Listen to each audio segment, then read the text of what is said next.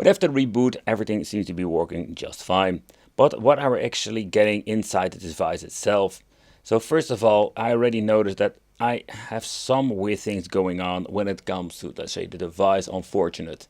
So when it comes to overall support, it seems to be having all the way up to PlayStation Portable. But you know, with these devices, and if you didn't know, now you know, is that it's not always going to be having a great overall experience. So this is like the quick menu where we can choose our game. Pressing A, we're getting ourselves the menu where we're finding all of the different games, if there are even some games on it. So underneath here we're finding the very tiny icon saying that this is going to be the favorite list. Here we're having even the history search option that we can search our games. So let's try that first. Let's say we're going to search for Sonic and let's see how it actually works and does it work fine. And yep, indeed, it works pretty damn great. Pressing this icon over here will completely mess it up. Let's see if we can go back.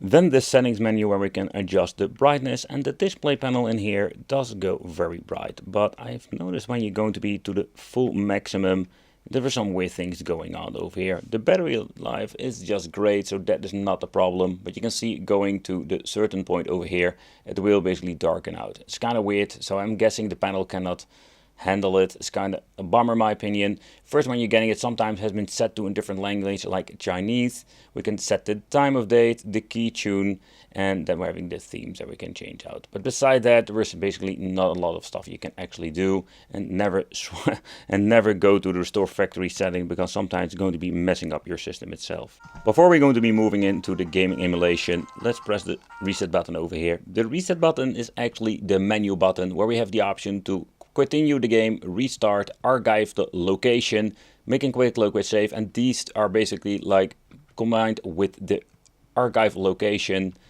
And then we're having this horrible D-pad, by the way, and the handle control.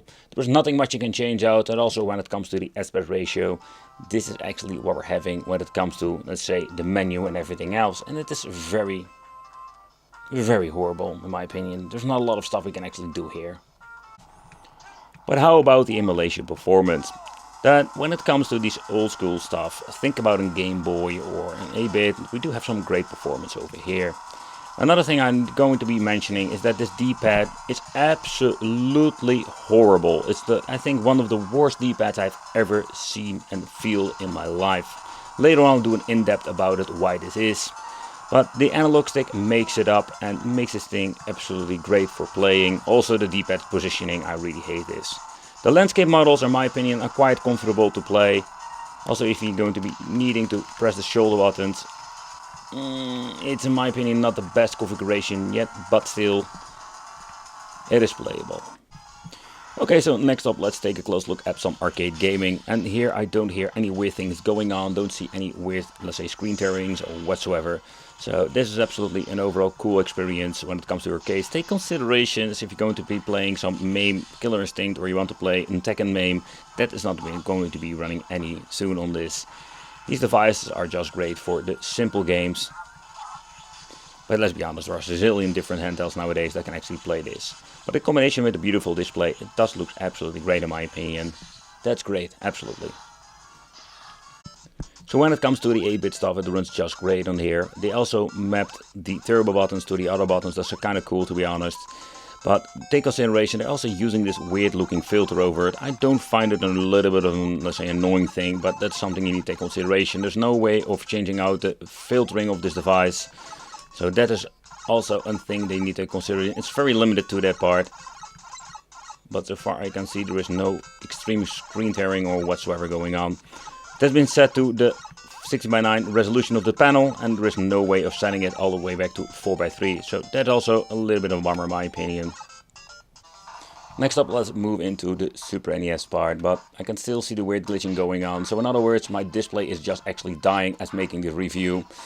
Yeah, so this is going to be a product that we're going to send back to China, because this is absolutely worth it in my opinion. But let's go on with the overall emulation performance, because I'm really curious what this thing can actually play, because this is the reason I just testing out all of these games. But so far so good, the emulation is quite nice when it comes to the 16-bit era and the low-end stuff. I completely messed up the part. No! Oh! Yeah, okay. I did this part so freaking many times. I'm completely like blowing this. Oh. Yeah, so maybe this is actually a game that is very demanding to emulate on a device, but still I just wanted to showcase what happens with these cheaper devices. We do have some weird things going on when it comes to the audio in my opinion, but the overall, let's say, experience is not super bad at all. Oh, by the way, if you wonder why this screen is flicking, it's just basically because my screen is just dying on me over here. Battery life is like around 70% still.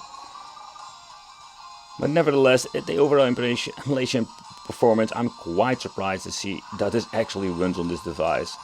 Or we do have like widescreen shenanigans. No, this is absolutely pretty damn cool in my opinion.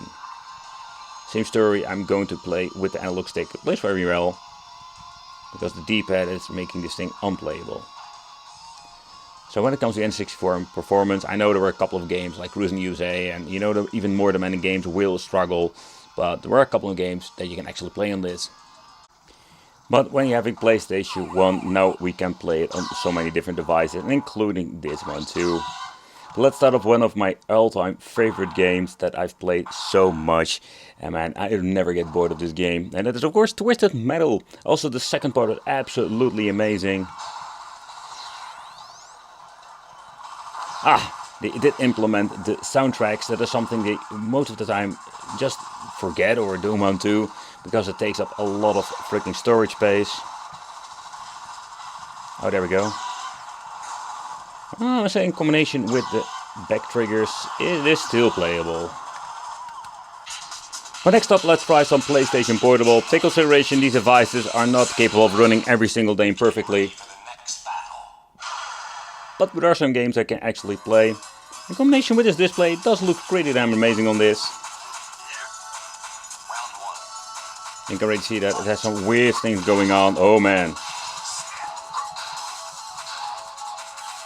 Look at the vibration of the display. I've never seen it so bad.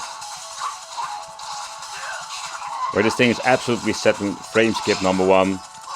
There is no way of getting into the special menu. I mean, in particular when it comes to PPSSPP emulator. You're just stuck with this single freaking annoying menu where there is actually nothing you can do with it. So let's get into some cool games that I really enjoy, and Cherish is one of them that I've played on also kinds of devices.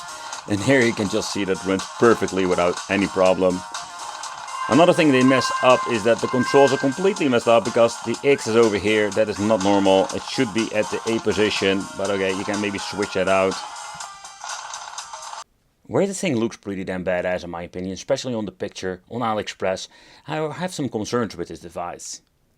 The configuration at the top, here we're finding the reset button. I've shown you that you're going to get in the quick menu, on and off switch, and here we're going to get 4 shoulder buttons, the USB for charging, and of course the HDMI. But the HDMI output is absolutely a great feature of this device. It's just a plug and play. You just plug in the cable. Take in consideration there is no cable included, and you need to have a mini HDMI to an HDMI. And the overall signal output is also not bad at all. But in the end, when you're just going to plug in a game, and in combination with a Game Boy Advance emulator, for example, you can just see that actually they're using this very strange filter over it. And I completely understand why they're doing this, because implementing a filter will give you an overall better picture quality than having this completely overstretched pixelated picture. So yeah, is this looking way better? That is something you should decide, but I think it looks really horrible. But the emulation performance and the way you can just play on the television like that is pretty damn cool. But yeah, so when it comes to this particular device, I do have some concerns, particularly when it comes to the D-pad, because that is pretty damn bad. Where I don't like the positioning, this thing is absolutely unplayable. The directions you're having when it comes to playing Tetris on other games, when pressing down or right, it's completely giving you a different direction. And the travel, it's not that bad, but when you're looking at it, this thing has so much resistance that it makes it super uncomfortable. Then of course the 2 joystick configuration with the click, and I must say that it is very sensitive. It is similar to the Nintendo Switch, and I must say it makes some of the games still playable. At the front we're having 2 speakers, and they don't sound that bad, to be honest.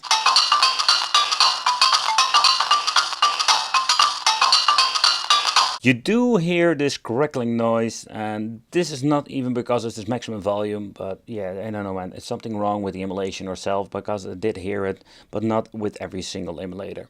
But that is basically the overall button configuration, and of course having the ABHY. Some of the Nintendo Switch, these tiny buttons, have a nice feedback, and I must say, yeah, I can really appreciate these things. The most interesting and I must say the unique is that we're having the volume control at the bottom. That is something you don't see every day. So beside having the problems with the display, it does look very nice.